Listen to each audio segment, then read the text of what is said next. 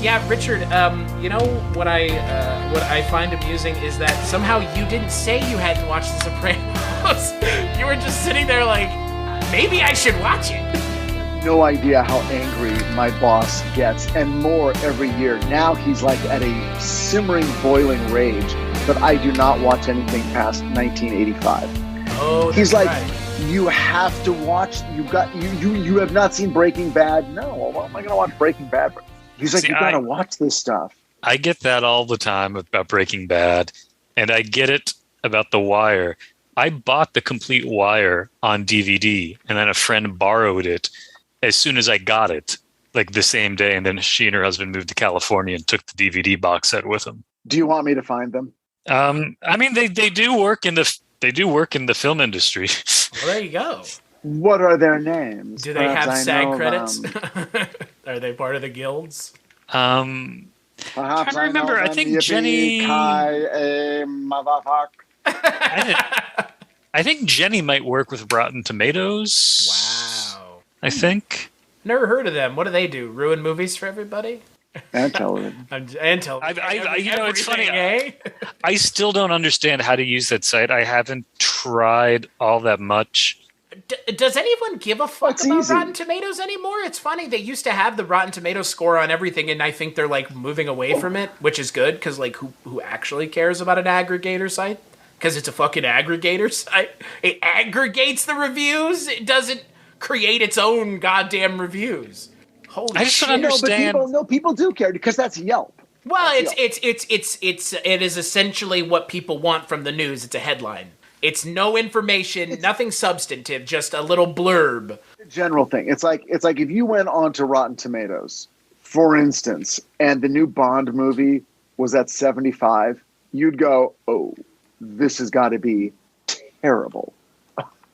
Because it's like you just want to know quickly. You want to go and see if something's like, "Oh shit, Malignant's at 17%." No. But if it got a C, that's a 75%. That's 3 out of 4 people like that. And isn't it, what is it? It's over 75 and it's fresh, or over 60 and it's fresh? No, but again, if you've got a big genre, I'm not in a big genre, big franchise movie. Big franchise movie comes out and it's less than 88. That's like people hate this. That's Suicide Squad. The first one, not the sequel, the first one. Am I wrong? No, I mean, that was the whole thing. People lambasted, like, all those...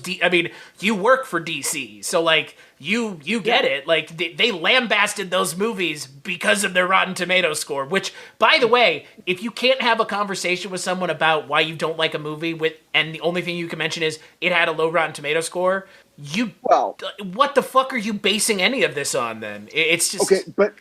Okay, but it's like, it goes back to my original, very compelling point, he's gunning for a job, guys. These franchise movies, I mean, talk about that knows what is expected of it and is bending over backwards to deliver. So when these big franchise tentpole Marvel movie, Star Wars movie, James Bond movie, if they're not in the 90% zone, something has gone wrong. Suddenly you've got a Solo story or something. And I don't know, I didn't see it. Maybe that's great, literally Suicide Squad, Justice League. Or Suicide Squad. Or it's like, wait, what? Like, okay, fans are rejecting this. Now, if I'm not a fan, I'm just a regular person, that, like, oh shit, maybe I shouldn't bother. If the fans hate it, now that's not necessarily logical, but that is how people think. It's unfortunate, is the way I look at it. I know you agree. Like, the fact that for some reason a score on a website determines my need or want to do something or watch a medium is just kind of counterintuitive to enjoying things in general. Well, it totally is. A buddy of mine once asked me for a recommendation of a movie, and so I gave it to him. And he went to Rotten Tomatoes, and I'm like, "What are you doing?" He's like, "I'm seeing if other people like it." And I'm like, I just told you I like it. Why do you have to check consensus of the rest of the world? Like, you know, Cullen, when you say you like it, now it's like, let me see what normal people think. And I guess that's what it was. Over here. I gotta go, and then I got to go over. Cullen's over here.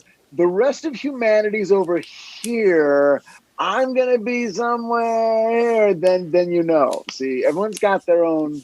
I don't get it. If Cullen told me to watch something, I would watch it. And you know how I know that? Because on this episode of the Culture Cast, we're talking about a movie that Cullen suggested we watch. What movie is that, Richard?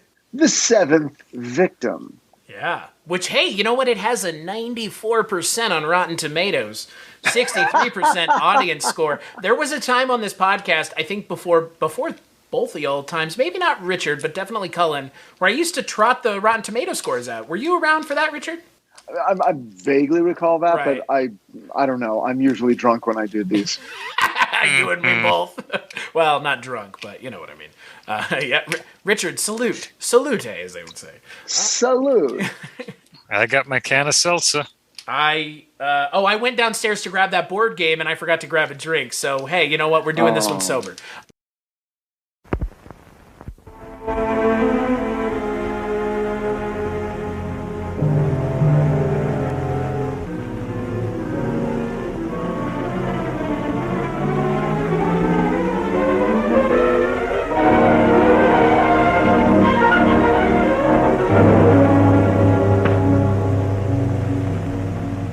One night a man came in, tiptoeing in. I had a scissors in my hand. I struck at him. I ran away. He was lying in the hole. Blood around him. Your sister, Mary, is a murderess. I don't believe it.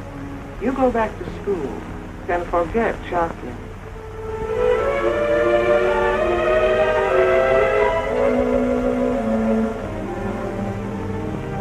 Drink. Drink it, Jacqueline. There's nothing else for you to do. They say you've got to die.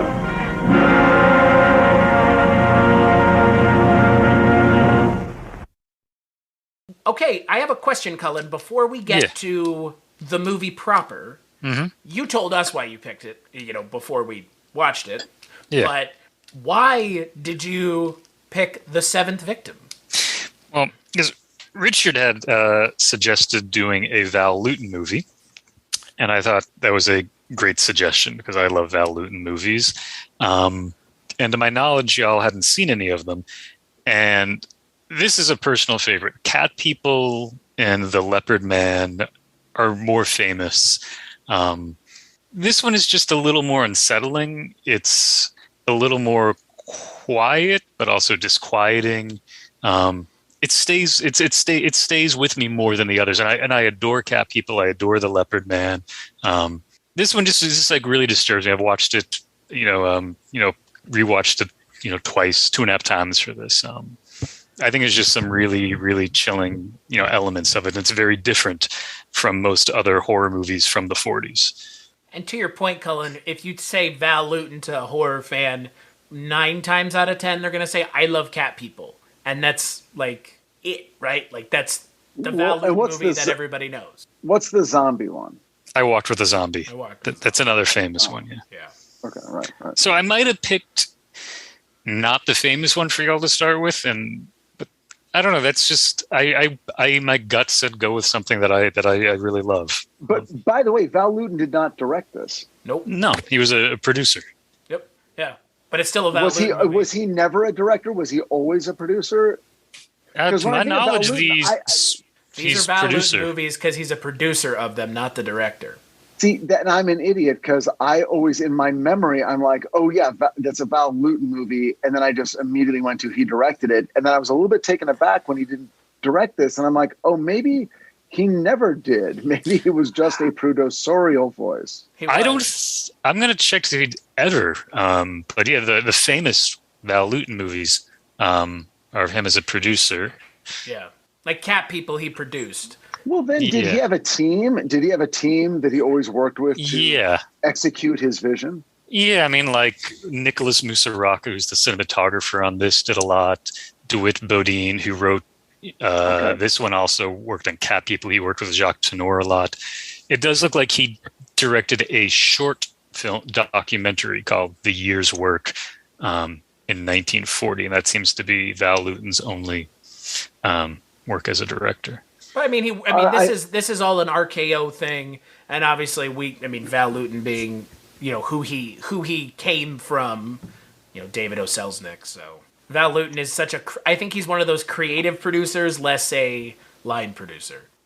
Yes. Yeah. Because these movies all have a very similar vibe. Yeah. So Mark Robson directed this movie. Did he direct others in the Val Lewton oeuvre? He did, and he also, I think he got his start as an editor because he edited Cat People, if I remember correctly.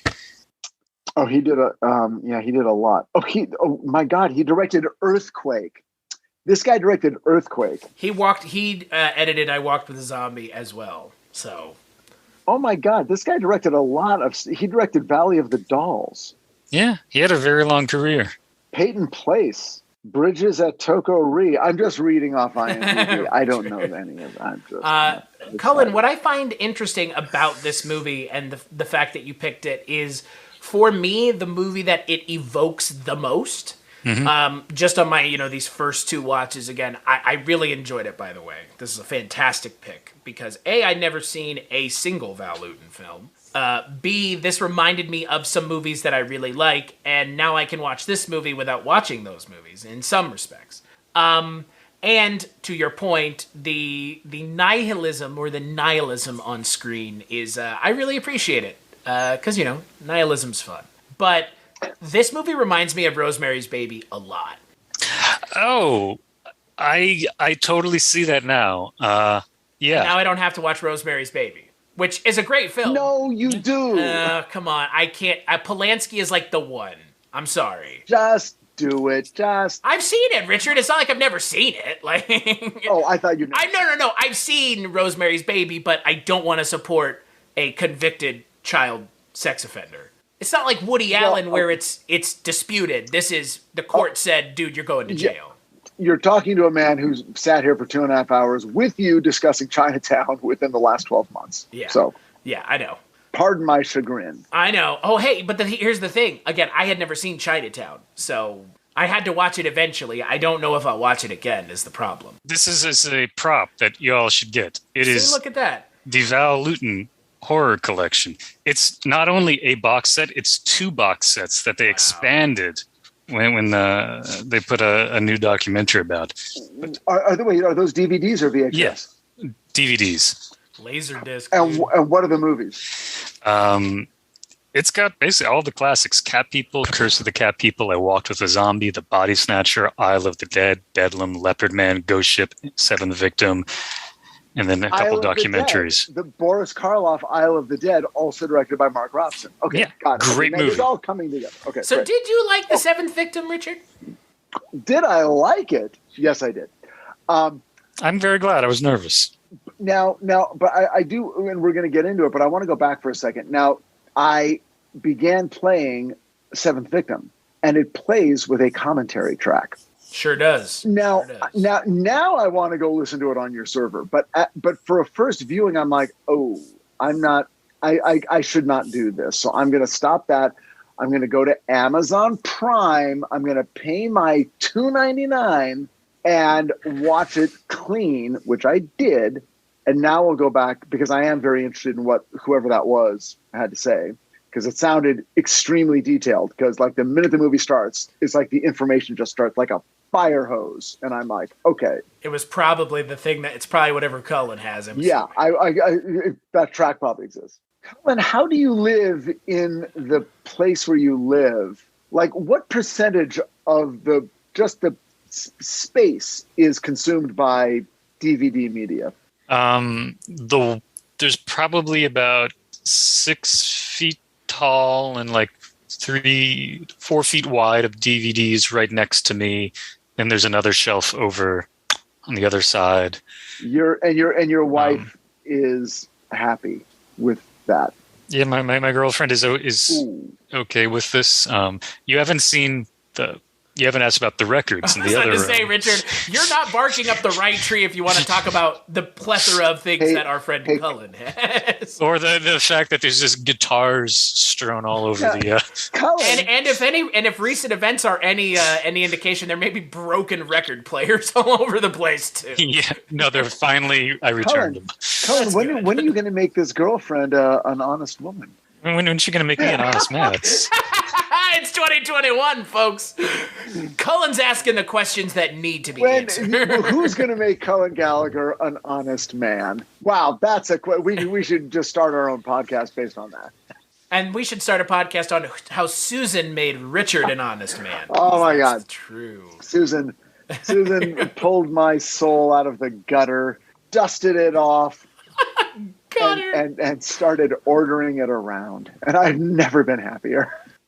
Before that, you were like Gene Brooks in this film, just wandering the streets aimlessly with a sullen look on your face. You know, I mean, it is a great movie. In that, I'm sort of thinking, okay, well, this is a genre film, so we're going down a genre path. So I already know 90% of what's going to happen.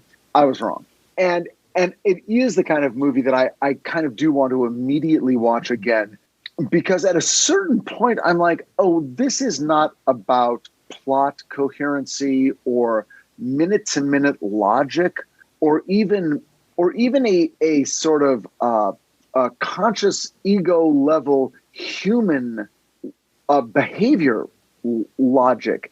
This is about something else that is harder to define and harder to grasp, and yet it forms a coherent, almost subconscious narrative path that at a certain point I'm like, wait a second, I'm spinning here. There's a poet, there's a lawyer, there's what I thought was a creepy psychologist, maybe not. The cult was not what I expected. The sister was not what I expected. The ending was not what I expected, and not because of like giant, crazy, formal plot twists that are meant to. It's just like, wow, this is a tune that I am unfamiliar with, and now I got to listen to it a bunch before I can sing it back to you. It's pretty fucking high praise. Yeah. I agree. It's a special little movie, and I mean, Richard, you're totally right that it has this sort of kind of like nightmare logic to it, the way that it flows from scene to scene. Yeah. And that's one of the things I really like about it is it's almost structured like a mystery film. But I feel like a lot of mysteries, it's like, okay, especially at this time, you'd have like the detective who's sort of tough, who knows what's going on. But you have this young woman whose rug is pulled out from under her. Her sister's gone. She has no family. She doesn't know where the sister is. She has no money. She's in a new city. Everything is kind of frightening around her, but it's all seemingly normal. And I think this movie does a really good job of like making the normal menacing, but still having it have that, like the illusion of like normalcy. Because I got to tell you, they do very few things that are overtly designed to unsettle or shock or disturb.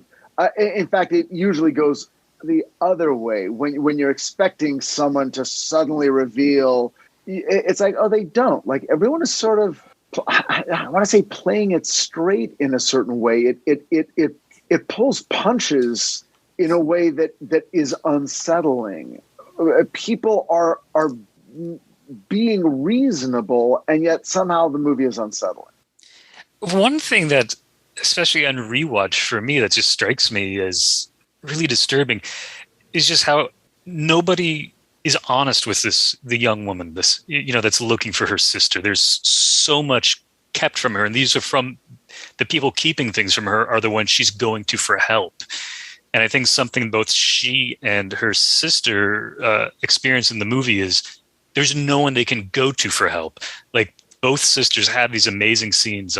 One of them on the subway, the other one on the street, and they're like looking around for people, but there's no one they can go to. And that sense of like complete isolation is just devastating. It's I know the scenes you're talking about.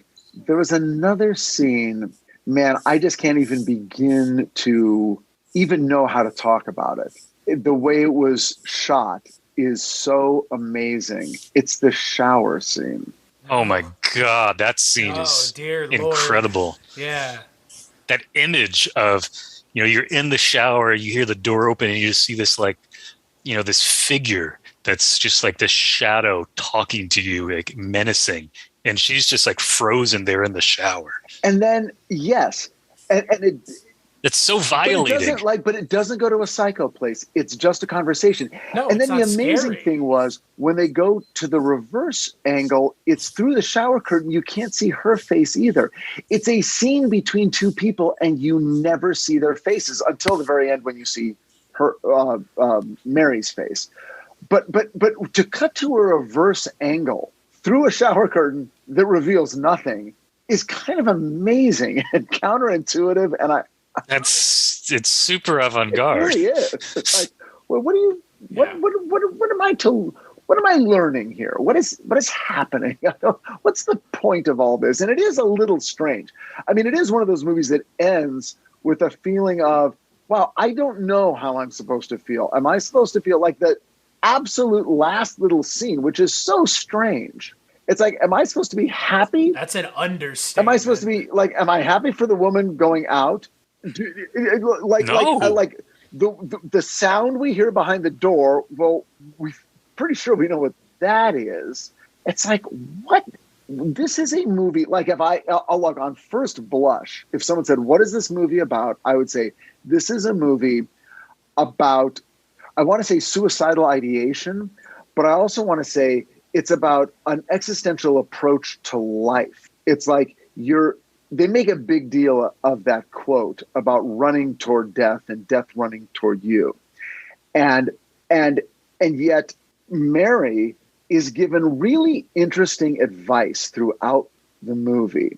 And the advice she is typically given is, go live your life. Stop. Don't focus on this thing you're focusing on. Go live your life, up to and including the very first minute of the movie when she's dismissed from school because tuition hasn't been paid, and the assistant comes out and goes, hey, listen, you know what? Don't come back, actually. I left. I was going to come. I came back temporarily. I've been here 30 years.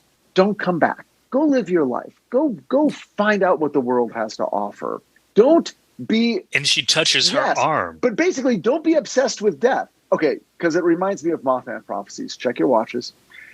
Mothman Prophecies is about the same thing. It's like, you're either, get busy living or get busy dying. You either be obsessed with the death mystery or turn away and go live life. Death will meet you sooner or later. I kind of feel like that was the theme or a theme in this movie. What do you think? I mean, the way I interpreted it is very similar. I took a little starker and darker of a... I just thought that the ultimate theme of the film is the the emptiness with which I feel of my own life is hard to translate to others, and in being unable to do so, I am forever unable to be honest. And that's like, if you think about the Jacqueline character, like, she's really never able, like you said, Richard, able to be honest, and because she is never able to feel honest or be honest, she feels trapped. And because she feels trapped, like Cullen said with the isolation, both exterior isolation in the city and her own mindset, I mean, it drives her to this horrible but honest about what? Because my impression of that character was simply that she was someone who was sort of existentially empty to begin with, and then found her place among people who would encourage her down a road of suicidal ideation, hopelessness, and existential despair. But I never felt like she had more to offer. Like I never felt like we were missing something with her. Did I miss something? I don't know if you missed something. I just think it's a personal interpretation thing. I'm bringing stuff to it that's my own way of reacting to the way that character acts on screen. Yeah, I would agree with you, Chris, that I think I think she's a really interesting vessel that I think you can read in a lot of ways. I mean, for me, the Jacqueline character, I agree with both of you. I think she, was goth as fuck in like kind of like idealizing these sort of, doom and gloom things because she's searching for some sort of meaning, trying to understand something. Lydia But from Beetlejuice. Huh? Lydia from Beetlejuice. Think about that character from Beetlejuice, Oh. and it's kind of in a similar vein. It's a lot less of a doom and gloom perspective, but the first time she's introduced in that movie, she literally goes, like, this house is haunted, I could live here. She wants to die. She's, wants to kill herself to be on the other side. Like, it's a little bit more of a, not happy, but pop culture-y way, but it's a goth aesthetic. It's been about 30 years since I've seen that movie, probably. So I got Lydia, as played by Winona Ryder, is sort of a goth icon. And it's a little, it's sort of like, I don't want to die. I just want to enjoy images and the notions of death and ghosts and the beyond. She comes to a happy place. Jacqueline is, and I mean, literally, when they're in that room toward the end, and these cult members ultimately are encouraging her to take her own life, and she's so affectless. I didn't think she was affectless at all. What did you think? She looked fucking scared to me. Oh, because they're gaslighting her. To me, like, that was the scary thing, is they're telling her, like, you are as worthless, this is the only way out. You have to die. This is something that you want. And I think that's why she wanted to leave the cult, is because I think she wanted something. She knew this wasn't right. She knew this wasn't the path she wanted to be on. And I think she was just so scared, when they finally let her go, they say, like, okay, they're like, okay, we tried to give you the non-violent way, meaning, like, we tried to let you kill yourself, like putting the blame on her. And it's like, well, because you didn't kill yourself, we're going to have to do something for you. It's going to be one of these days, and you don't know when it's going to be. She's walking the streets of New York, and there is someone following her who we think is related to them, but we don't know for sure. And she just goes back to that apartment. She sees that other woman who's dying. I don't know. I just thought, she really touched me. It was like chilling. I'm just like, this person is just so scared and doesn't know what to do and feels helpless. And so to me, in a weird way, that actually felt really modern and contemporary with, suicide awareness, just like someone who's at the end of her rope and she can't ask for help. She tried talking to, like, a doctor who wasn't that good for her, but disconnected from her sister, no family, no friends. Okay, we cut back to that scene. We're in that scene 3 beats. The first beat, I found her it's sort of like, no. I found her to be affectless. The second time we encountered her, she said no in a more like, don't make me do this way. Then in the third beat, her friend knocks the glass down and says, no, don't do it, don't do it, don't do it. She seems to be a person who's like almost like drugged, and she wakes up for a while, but then she falls back. Because they're gaslighting her. They are literally drugging her. But there's a beat you didn't, or part of that third beat, which is her friend says, don't do this. The only time I felt good was when I was with you. Which brings me to the gay subtext of this movie. Because, boy, that is gay as hell, and I am all for it. Because, boy... DeWitt Bodine, the screenwriter, was gay. Yep. Yeah, that was the thing I was kind of trending towards, Richard, is the way I took it was it's very personal. Because, again, if you can't be honest with yourself, and there's no outlet for your honesty, we know about suicide prevention, especially in the... Greenwich Village is also, that's where they go to. That's like, to me, that is a sign of, like, if you're, looking for, a group. So Chris, go on. Like sort of show me the movie, show me Jacqueline from that point of view, which is something I didn't pick up on. I don't think the movie is as overt as I would like for it to be because of the time and era that it's made. I think, obviously, Cullen, you would agree, they can't address it the way they maybe wanted to. Obviously, or could, let me put it this way. Maybe not the way they wanted to, but the way that they could now. I agree, But there's also a really interesting parallel because there's the scene we just were talking about with Jacqueline and the other woman saying the only time I felt good was when I was with you. At the beginning, when the assistant says to Mary, like, don't come back. You have to go out there, and touches her arm. To me, that almost seemed like an interesting parallel. Like, I kind of got a vibe that there might be something between the two of them. Or maybe that, the woman recognizes something in Mary, like, yeah, you need to, be away from here. This isn't going to be good for you. Either you guys are like, your sexual antenna is way bigger than mine. That sounded terrible. Or I was like, Richard, wait a second. Let me show you my sexual antenna. You guys just have different shaped antennas than mine, huh? Here's another thing I was going to mention, Chris, about sexuality in this movie. This is one of the rare movies I can think of where, Jacqueline, she gets married. It's a heterosexual marriage. Right. That doesn't save her or help her. And she goes to a doctor, and that doesn't help her either. God. Like, she goes to these two things, and it doesn't work. They both fail. Then because she feels some sort of interior, shame, or like, I must be a bad person because I am different, she falls in with a satanic cult that is all about, she's like, I've now descended to my level of evil. These are the people I clearly deserve to be among. You guys are fucking amazing. Yeah, well, let's not give ourselves credit for that. I'm giving you credit, God damn you. That's okay. You're more than anytime somebody thinks of something I didn't, I'm impressed. To Cullen's point, you could call it a coincidence aside from the Greenwich Village thing, aside from the DeWitt Bodine being gay, one of the two screenwriters of the film. Well, I think so it's not one of these like, oh, it's just a coincidence. Like, no, it's an interesting way of coming at this sideways. I think Cullen was very clear when he said that's where those people go, to Greenwich Village. They go. So I think we get what you're such an ass, Richard. You're such an ass, Richard. Yes. They go. They go there. That's where they go, Richard. Get the fuck out of here. So, God damn you, Richard. Wow, Richard. Richard's no longer welcome in Greenwich Village. Even then, it was a place for those people.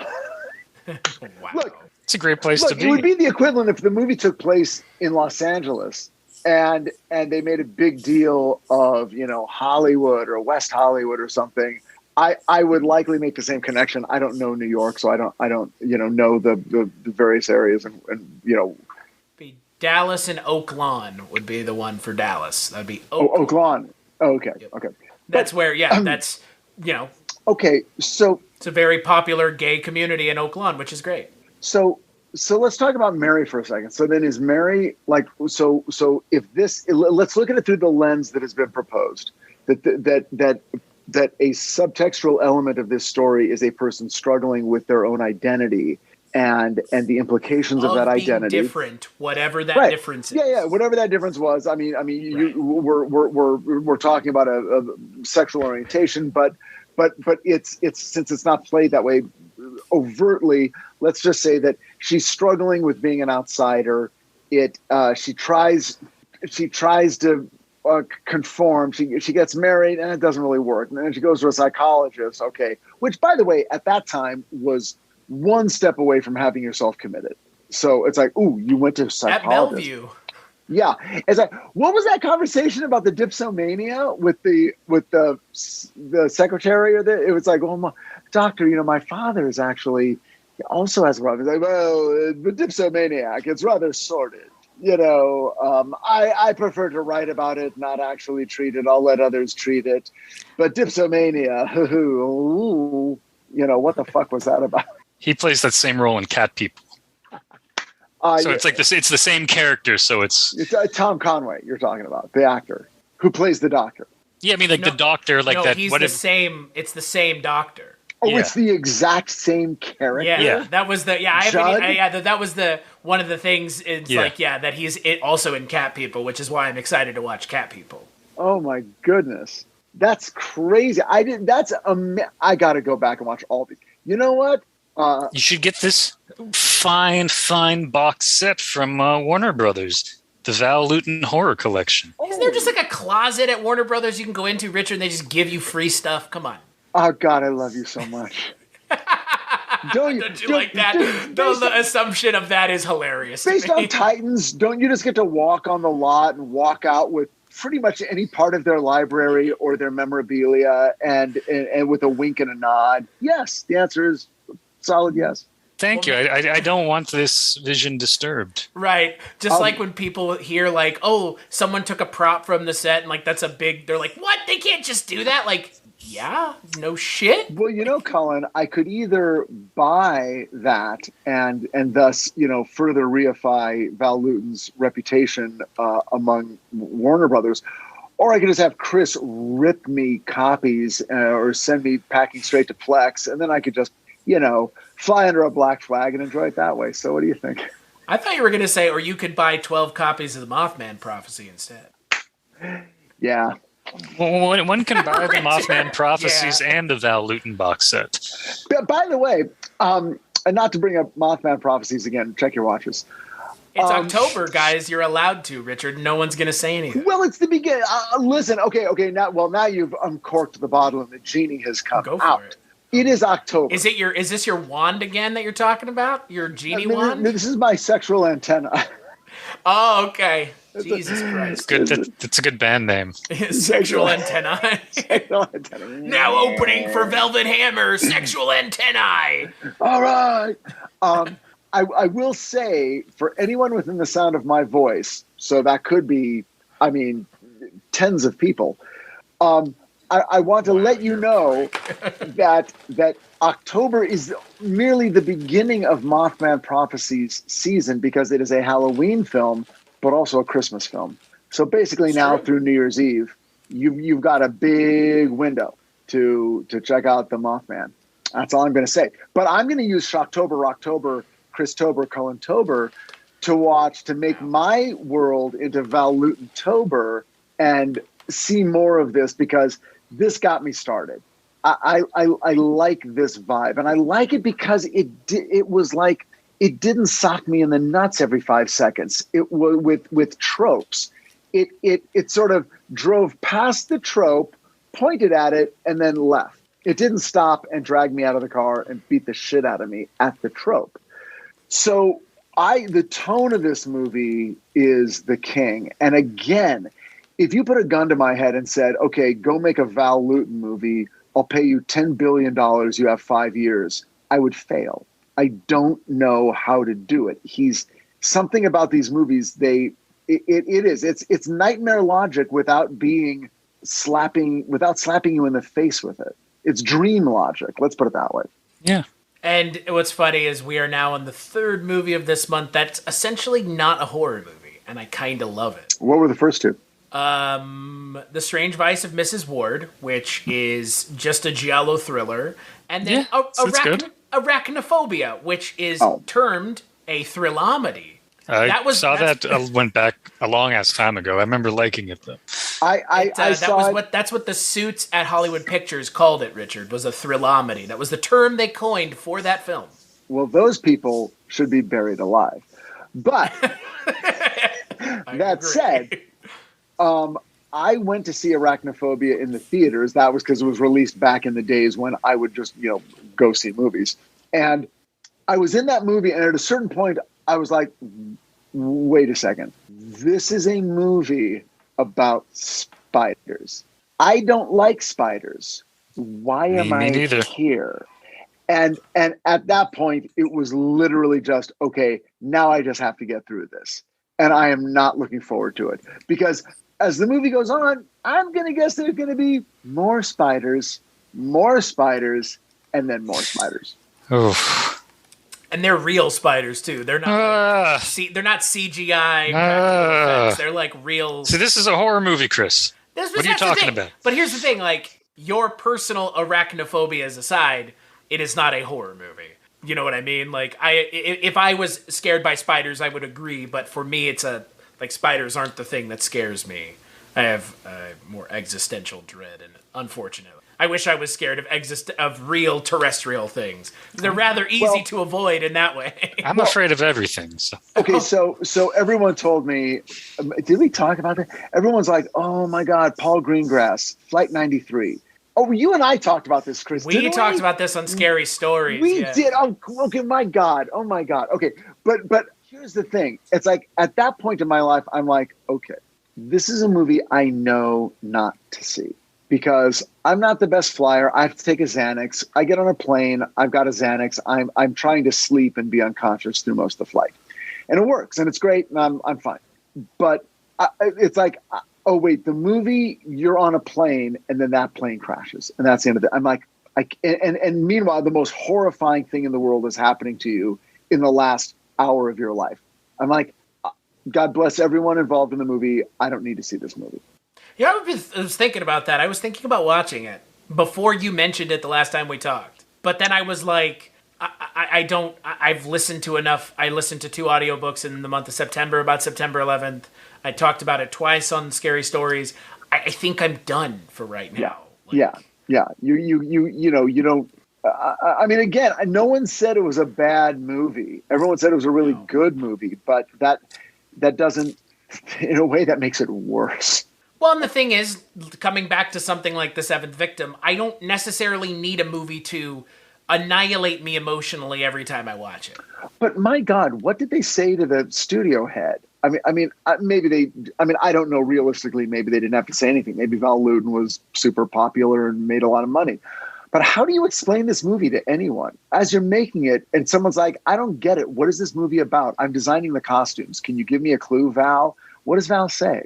I don't know, but I will say that Jacqueline's vibe, that amazing black hair with the straight bangs so high, walking around with just like a fur coat and heels in the village. You see that person around today in New York. I was about to say, that haircut is out there, brother, in droves. I love her vibe. I think Jean Peters is fucking fantastic job. Where she doesn't have a lot of dialogue or, action, but just like, I don't know. For me, I connected with her character. I think I don't know. There seemed to be something kind of like really deep and chilling and touching about her performance. I agree. It's her performance is haunting, and if you have ever felt the way that she has felt, which I'm sure almost all of us have, you can see in her eyes in certain scenes what she's going for, and if you felt that way before, it's pretty spot on. It is very much like it's like looking into a mirror sometimes and asking the audience to judge yourself before you judge the characters on screen. Okay, let me ask you this. I want to talk about the poet character and his relationship to the psychologist. And I'm being dead serious when I say I want to talk about it because I don't really have a handle on it. And I want to know what you guys made of it. Why was that in the movie? Not that I don't want it in the movie, but I'm just like, what was the meaning? Why was that important enough to give a lot of time and thought and screen time to that particular, the doctor? Okay. So in my recall, the doctor said, you wrote a book and it was very, very popular and it's that sort of New York sort of, whatever. It's like you were the sensation. Now it's been 10 years. You are no longer the sensation. Why are you even trying? And then the guy's like, okay, now that same guy writes something, I guess shows it or gives it to the doctor. And the doctor's like, sort of ambivalent about it. But clearly this has something to do with another approach, another philosophical approach to life. And also a way to, all 3 of those guys are trying to control women. Yeah. Through different ways. Because even the who actually turns out to be the husband says to Mary, okay, I'm not going to treat you like a kid anymore, but that doesn't mean I'm not going to take control.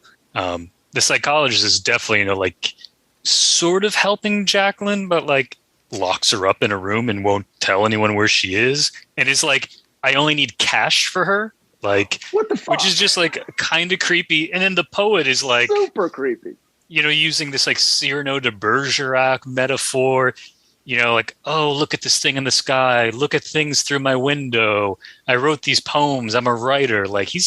They're all trying to convince these women that they're all great and that they have to like follow them. Well, they have Satanists in this film. You also have men who are part of the cult of masculinity. I mean, that's really what it is. That that toxic masculinity shit is on display in this movie. Almost, again, like Cullen said, like 3 different angles of it. But in such a weird, passive way. You know, Ward, like, I didn't feel that Ward... It's the easiest way to do it. But I did not get... I started out, I'll tell you this, I started out with worse feelings about Ward and Judd, the doctor, than I ended with. By the end of the movie, I'm like, oh, these guys are less sinister than I thought.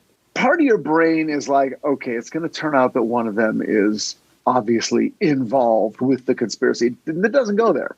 And at the end, they're all in their own way trying to help Jacqueline.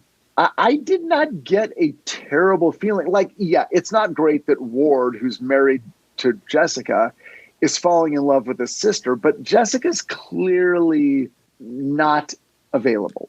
I agree with you that they're not, you know, totally sinister. And I like the fact that they're not involved with the cult at all.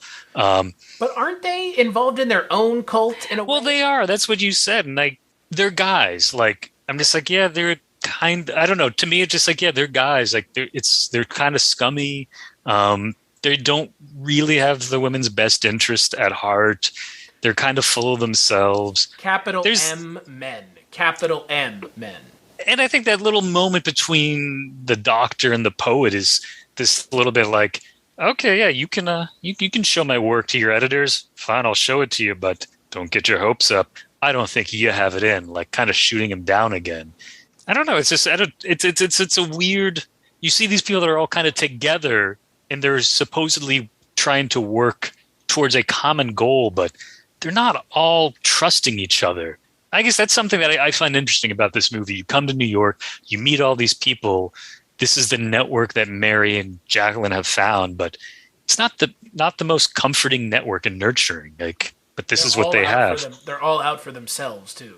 I don't know. To me, that just like adds to this feeling of like isolation and loneliness.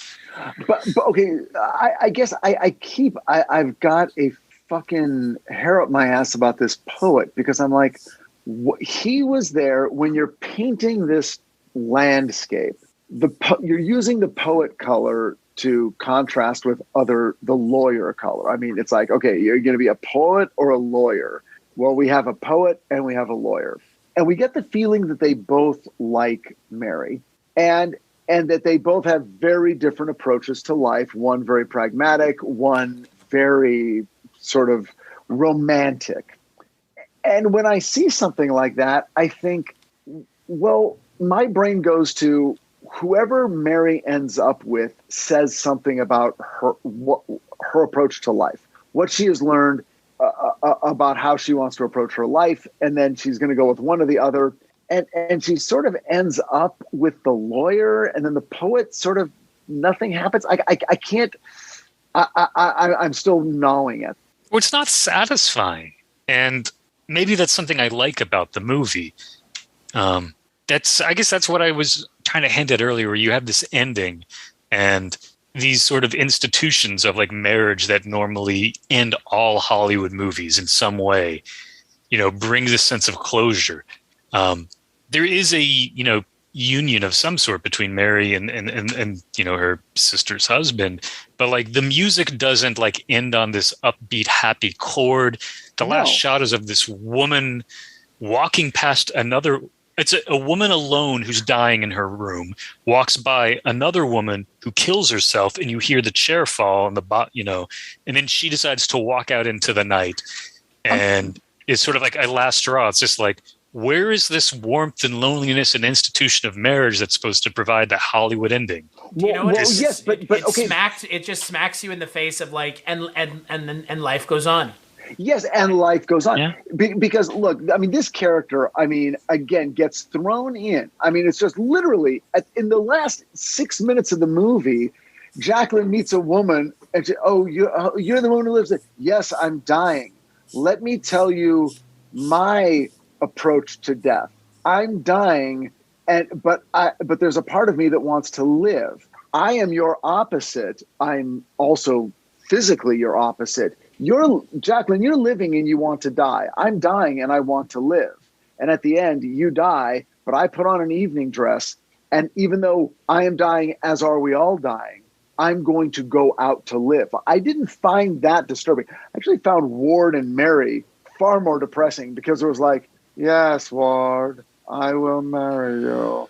It's all, I know she didn't say that, but it was sort of like, if we're supposed to be happy about that union, that Mary doesn't feel like Mary broke the surface and is now going to live a rewarding life. Well, and that's the question that the film ultimately asks the audience is, can you find the peace in death that you could not find in life? Because the question that you just asked, Richard, is do Mary and her sister's husband find peace or solace in the arms of one another as they believe they are going to do? That's why one of the reasons they're clearly with one another is because they care about the way the person treats them emotionally. And it's a pretty extreme question to be asking in 1943. Like, can you find peace in death? And that's the question that you don't get the answer to it because Jacqueline kills herself and there's no answer past that. Well, so the hope is yes. Somewhere in an alternate universe, there's a podcast going on, and the only thing they're talking about is that this movie came out in 1943 in the middle of a war when people were facing, as a nation, the existential threat of death at a very high level, and no end in sight. So, in what way did this movie speak to those feelings? In a very abstract way, but that's always the most powerful way. That's a whole other conversation that I'm personally not prepared to go into because I'm not smart enough. Richard, you are smart enough. I think you just summed it up perfectly and eloquently, actually. Yeah.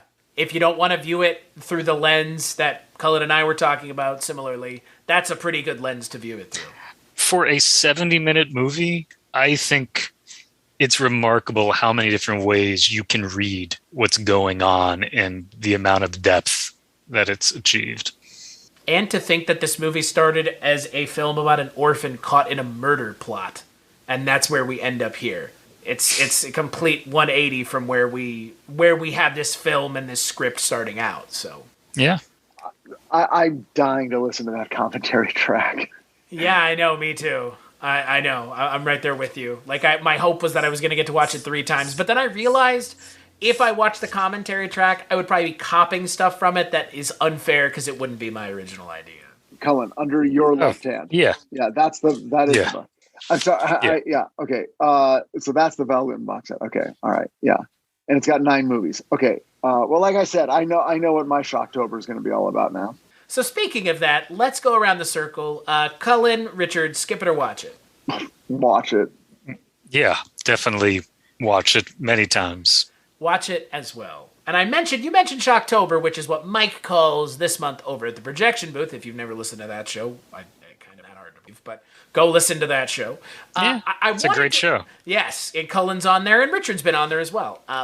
I wanted to ask you guys, because we rarely get to, not talk about ourselves, but talk about things that we like. Since it is October, and it is the Halloween season, I wanted to ask you both a couple just minor questions about the Halloween season that maybe you've never been asked before. And I want to start, we'll just throw this question out there, and whoever has a more, answer that they're so passionate about. What is the absolute best candy to eat at Halloween? Hey, look at Richard's face. I wanted to get Richard with one he did not expect was coming.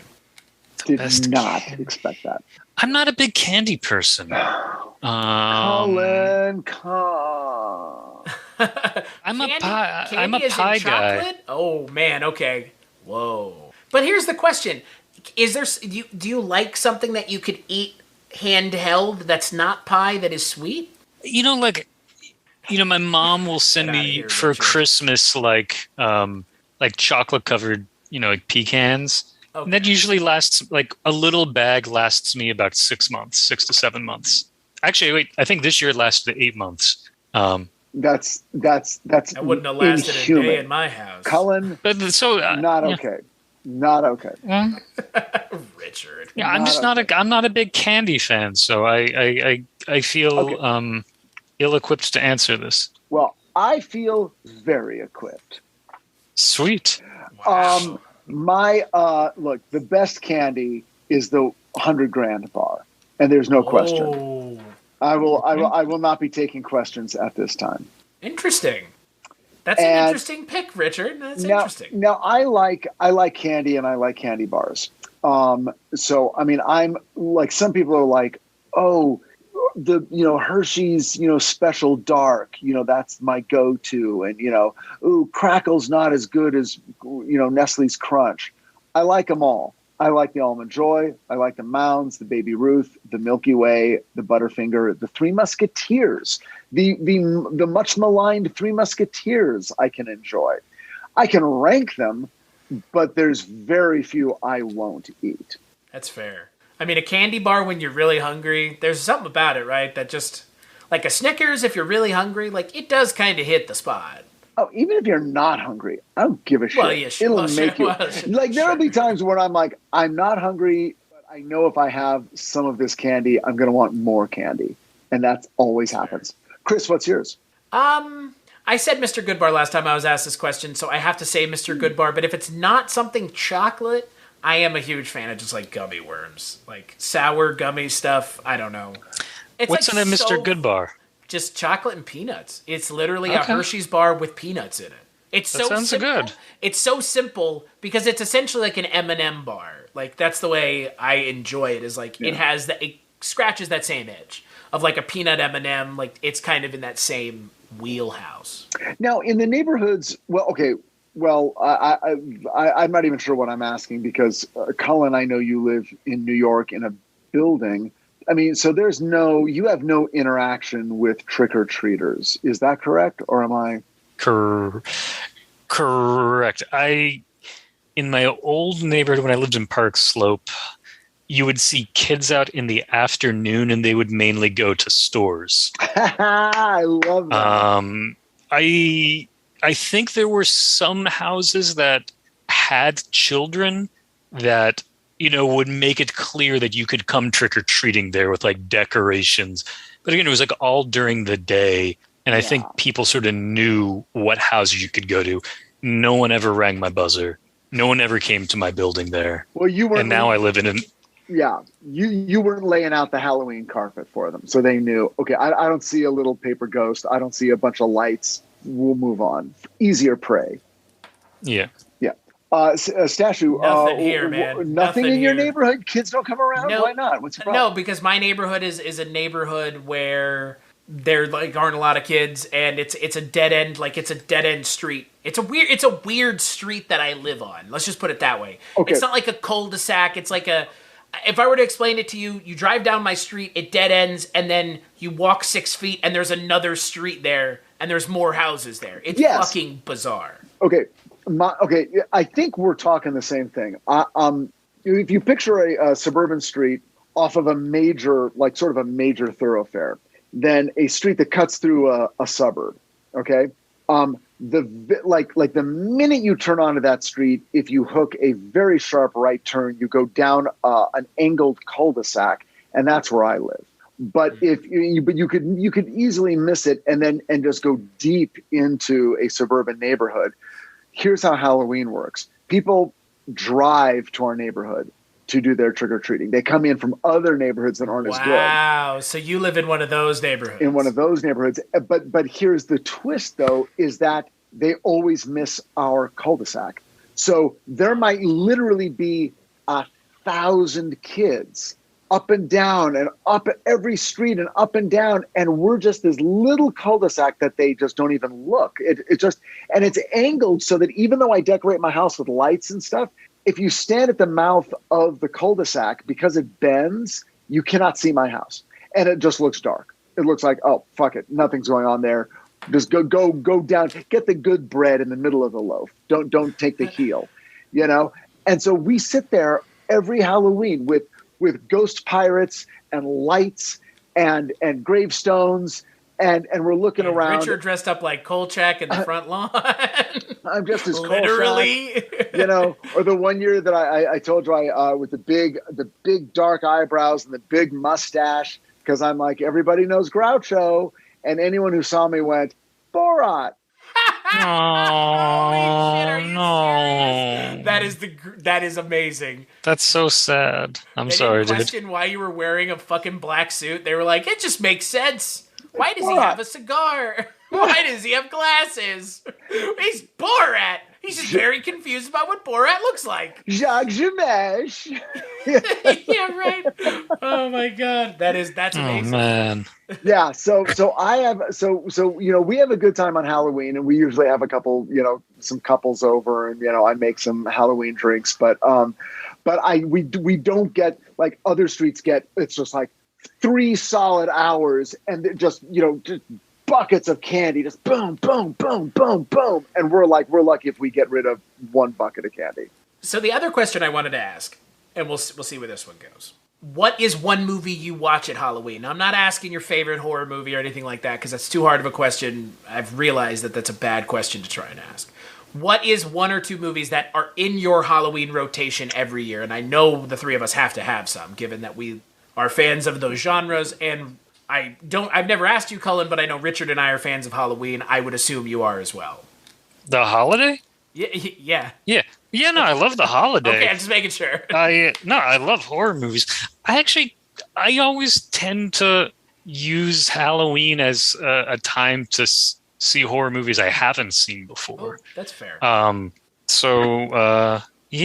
don't have a constant rotation. This year, we rewatched Haxan, which Lauren hadn't seen before, and it's still a bonkers movie. Have you all seen that one? That's is that the one about the haunted VHS tape? No, it's Benjamin Christensen from 1922. It's a Swedish movie about witchcraft. Okay, yeah. Yeah, you know the one, Chris. Come on. No, I actually do know what he's talking about now. Yeah. I got it confused with something else just by the titles being the same. I know exactly what you're talking about, Cullen. I don't, so I am learning. Oh, it's fascinating. It's like it's told in 7 parts, and the first part is basically research that he did from like old ass books about like witches and devils going back centuries, and like showing pictures of them. So it's like an illustrated lecture.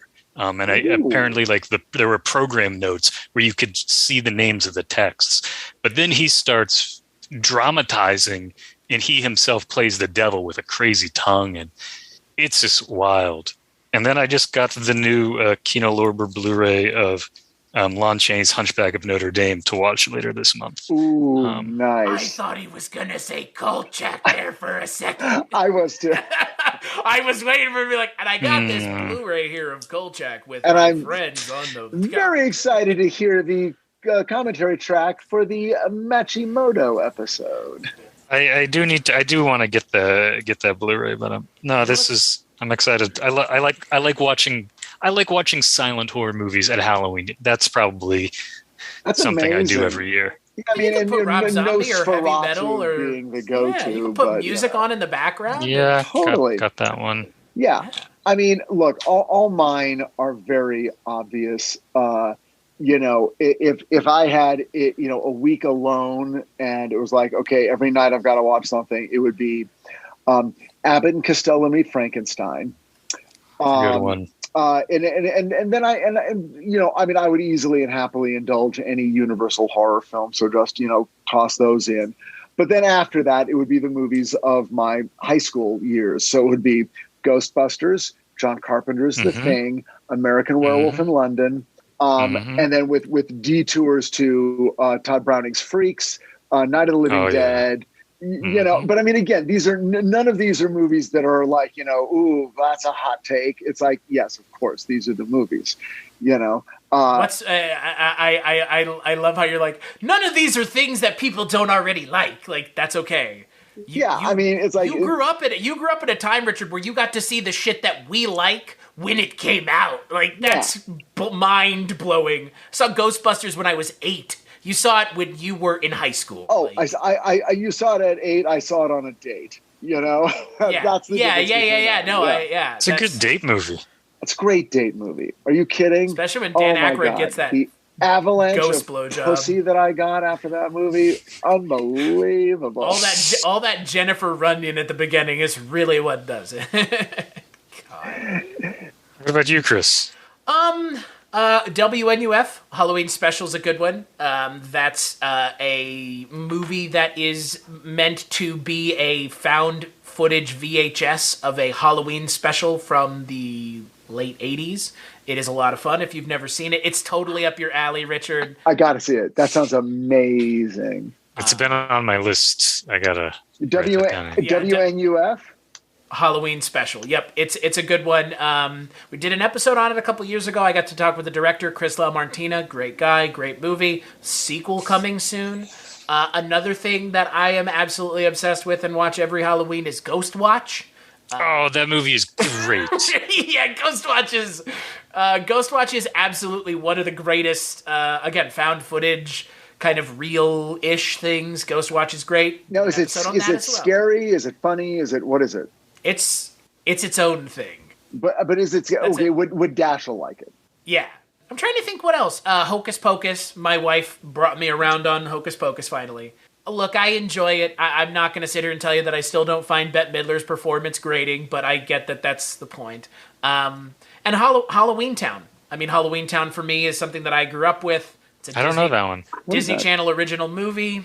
That's why I don't know it. It has Debbie Reynolds and Kimberly J. Brown in it. Debbie Reynolds, I'm sold. Debbie Reynolds in it, right? Hell yeah. And Judith Hoag as well. So I'm a huge fan of Judith Hoag as someone who grew up with Teenage Mutant Ninja Turtles. So Halloween. I mean, that's kind of an interesting gamut. I normally try to watch The Exorcist as well.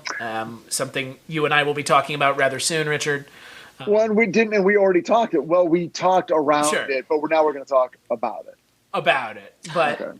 and I think for me, the thing that I always do on Halloween is I watch Halloween on Halloween, and that's a good tradition. Yeah, and it's the one I will tell you that I'm not the biggest fan of Halloween. It doesn't speak to me as a horror fan the way I know it speaks to a lot of people. There are other movies in the oeuvre of slasher that speak to me more than Halloween does, but that's the movie you being me watches on Halloween, and that's just, I don't know, that's the way it is. You know, movie I'm really psyched to see this Halloween season, Baby Oopsie. Baby Oopsie, giving Jess the big shout out. Yeah, I am so psyched. Because I didn't see the demonic toys for the first time until this past summer, and we were watching it, and Baby Oopsie was just such a fan favorite. And we're like, this fucking rules. And then it turns out that Jess is working on a Baby Oopsie series. Assistant director on Baby Oopsie. Yeah. Oh my god. Yeah, I was like, oh my god, this is perfect. This is the greatest gift for Halloween. Yeah, I'm super excited to see Baby Oopsie as well. I was unaware of this. You have been now made aware. Baby Oopsie. That's going to be a tough one to get Dashiell to sit down for, but why? It's about a foul-mouthed doll that kills people. Oh, thank you. That's all the information I need. What if you have a hard time selling your son on that, it's because you didn't describe it the right way, not because it's not geared towards the trauma / just gore hound / weirdo horror fan and all of us. Speaking of murdery dolls, and Richard, you mentioned Todd Browning. We also rewatched Devil Doll last week. What is Devil Doll? Is that Todd Browning? Yeah, from mid-30s with Lionel Barrymore plays a Devil's Island escapee who the guy who helps him escape but passes away figured out a way to shrink people to be miniature doll size, but you can control them with your mind. So, of course, Lionel Barrymore dresses up as a grandma and uses these dolls to get revenge on the associates that, sent him to prison. Wow. Okay. That sounds. Did you just say? Sounds pretty dark. What did you when you said he dresses up like a grandma? I was very confused. This is Todd Browning. Someone let this guy make movies. And the world is a much better place for it. I love Todd Browning movies. They're twisted and warped. That's I don't know. Is what is? I mean, I guess my last question is: do you guys have any Halloween traditions? We kind of talked around it a little bit. You talked about it, Richard. Yeah, I try to take some time for myself just to stare into the dark sky and communicate with whatever the absolute most mournful, grief-filled part of my soul is, and gives me, if not happiness, a feeling of stability. And then 2 days later is my birthday. Yeah, I was about to say, and then the kicker. What about you, Cullen? Any traditions on Halloween? I normally really look forward to Spectacle's Shriek Show, which is their horror marathon at the Spectacle Theater here in Brooklyn. I don't know if they're going to do it this year.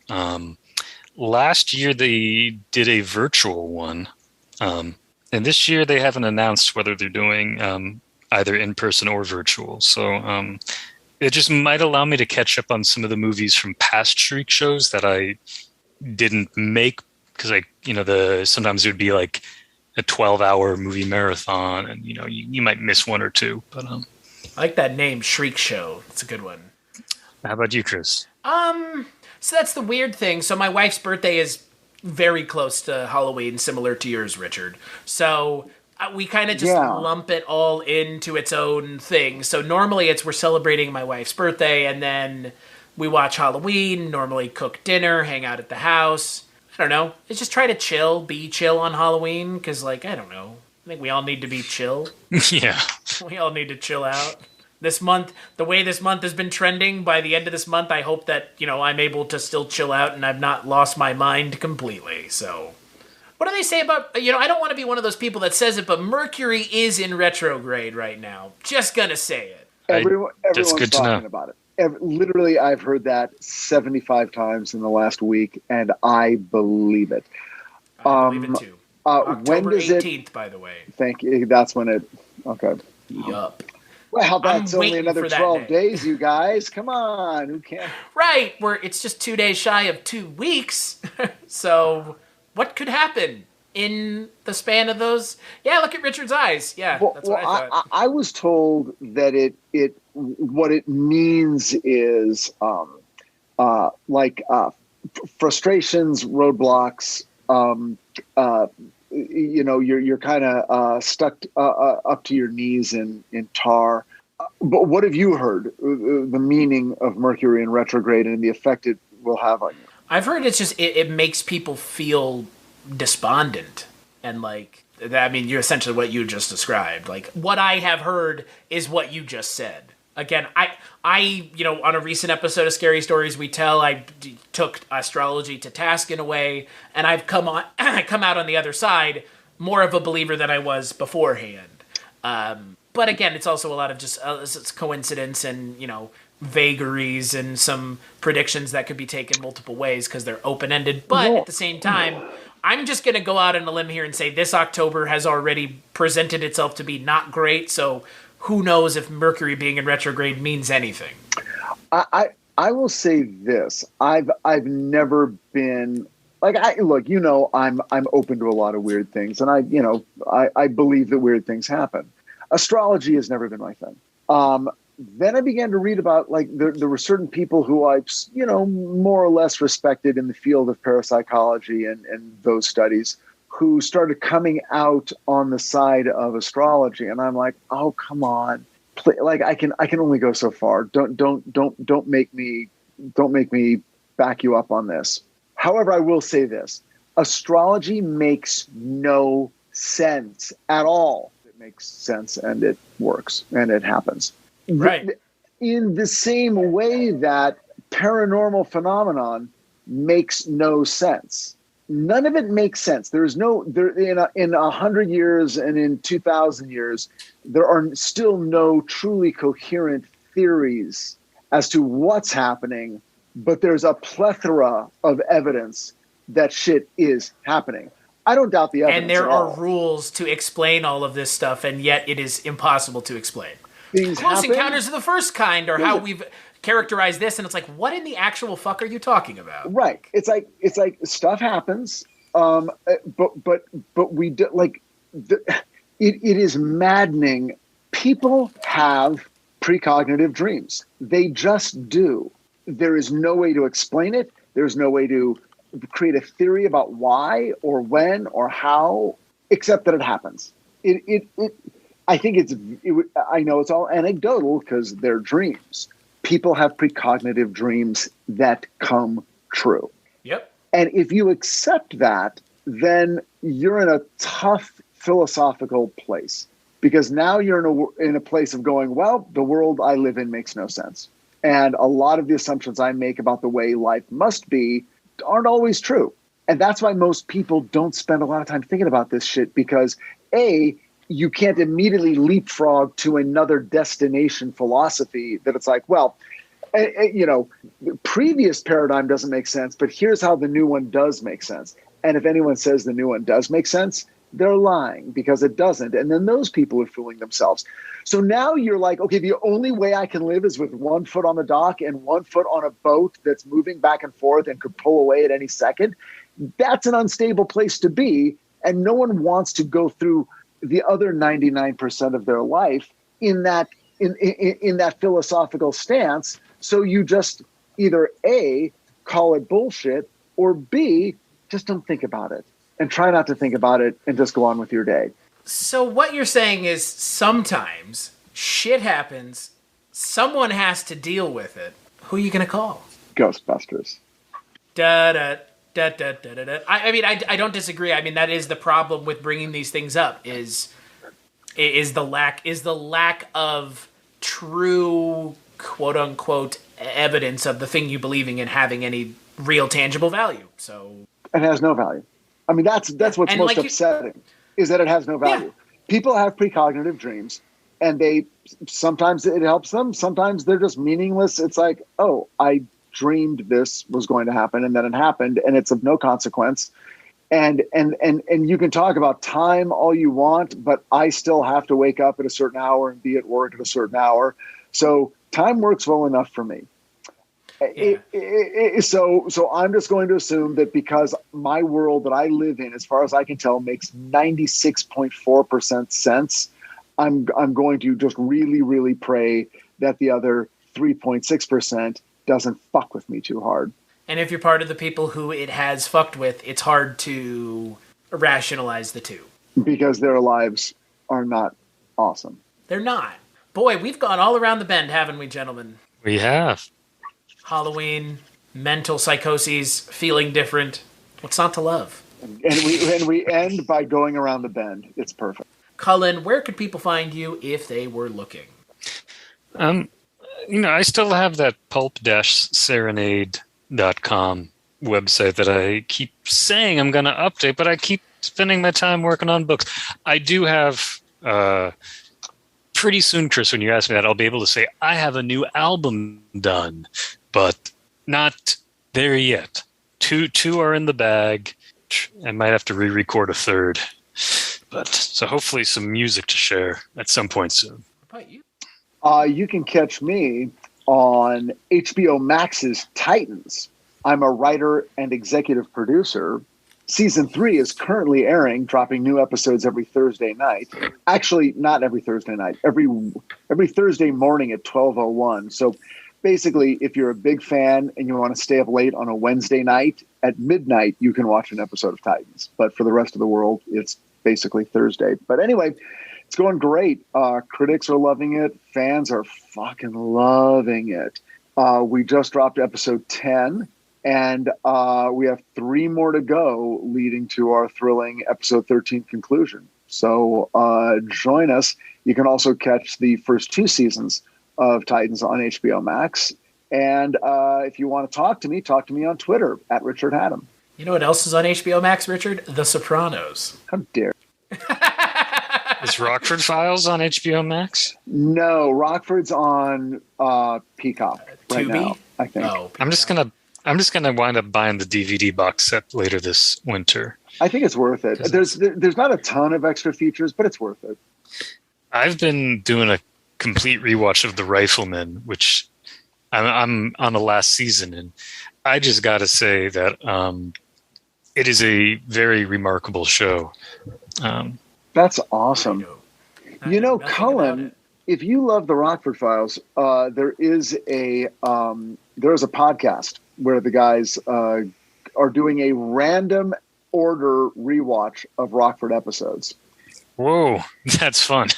And they just pick one out of the blue and watch it, and they love the show, and they find things about it and respond to things that it's like, I've seen this episode 7 times, and they're making me see it in a new way. It's called 200 a day, because that's what Rockford charges. So if you want, go check out 200 a day podcast and listen to what they have to say. It's fun.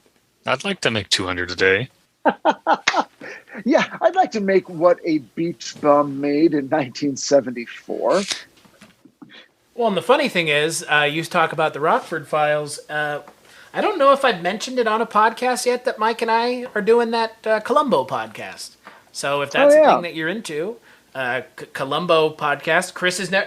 It should just be called Chris has never seen Columbo, because I have not seen Columbo. Oh, I think you're gonna. I really hope you like it. It's a nice little show. I mean, I like Peter Falk in everything I've seen him in. So well, then you will like this. You know, Cullen, $200 in 1974 is like pretty close to $1,000 right now. And yet he was like this, cheap detective living in a, shitty trailer at the beach, charging $200 a day. And like, no one ever blinked an eye. Like he was definitely like low class. But here's the weird thing. If you did a show today about a PI and he said, I charge $1,000 a day, that sounds like a lot. Even if he said, I charge $900 a day, somehow that would feel like, fuck, man. So you can buy another Ferrari? Fuck you. It's weird, Tom Selleck right? Looking motherfucker. Yeah, it's like no, that would be about the same. Anyway, that's all. mean, but yeah, because like, I assume people that like work on Wall Street make more than that a day. Way more. I can't fathom that. As I said, I still want to, I want to get to the 70s beach bum salary. That's And I should maybe one of these days. I should mention, and Richard, I'm going to sing your praises. I have gotten now 2 pieces of fan love. You were the first ever, Richard. Do you realize that? Before we essentially became friends. Yeah, you sit the Monique Marmelstein signed photo that sits in my in my office. But yeah, was sent this today. Good. It is a so Wyatt Doyle, who is an artist, sent me a Columbo magnet that says every day is Columbo Day. That's amazing. Columbo Just Day. because he heard that we were doing a Columbo podcast. So thank you so much. And if you like that, then, and I know you guys intermittently listen to the Gilbert Gottfried podcast, but Kevin Pollak was on recently, who famously does a Peter Falk impression. Like that. That's almost how he became famous, because he can also do the. It was his walk-in. No, it was because he could do the eye. He would go on Carson and he would talk. He would do the Peter Falk, and he would have one eye steady and the other eye bouncing back and forth. And wow. Carson would fall out of his chair. It was amazing. You can probably see it on YouTube. But like a week ago or so, I was listening to that episode, and Kevin Pollak started talking about Alan Arkin, who was Peter Falk's co-star in The In-Laws, greatest movie ever. And he starts telling a story. He's like, well, I knew Alan Arkin and blah, blah, blah, or I know him and blah, blah, blah. And then he starts doing an Alan Arkin impression. And I swear to God, I thought they'd gone to a clip. I'm like, wow. Because no one does an Alan Arkin impression. And he started talking like Alan Arkin. Schmendrick, you mean? That was good. But it went on. But it went on because he was now telling a story about how he got The In-Laws going. And he was like, the way Alan tells it. And then he started telling it like Alan. And the story went on for 4 minutes. And he never broke. And it never didn't sound like Alan Arkin talking. I almost had to pull over. It was first amazing and then just fucking hilarious because it is exactly Alan Arkin. So I will recommend the Kevin Pollak episode of the Gilbert Gottfried podcast. Specifically, they're all good, but that one, for that reason, was amazing. Hey, man, Columbo and Kevin Pollak. I guess I didn't know he could do a Peter Falk. I've only ever seen. You should try and get him to come on the show. Yeah, I mean, at this point, if we're doing a Columbo podcast, I mean, you probably could. He went on Astonishing Legends. He knows those guys. back to the topic at hand. As always, you can follow this podcast at culturecast.com. Patreon.com/culturecast is where you can go to donate $1. Thank you to all our Patreon supporters. Richard and Cullen, thank you for joining me as always. Cullen, thank you for programming yet another great film. I don't think you have any more for the end of the year, so you knocked them all out of the park. Oh, thank you. And for this one, thank you, Richard, for suggesting Val Lewton. Oh, Thank you. That we hit the mother load of gold this time out. I was going to say we could have watched Cat People and we didn't. So yeah, I'm glad we watched The Seventh Victim. And as always, make sure to catch us on the next episode.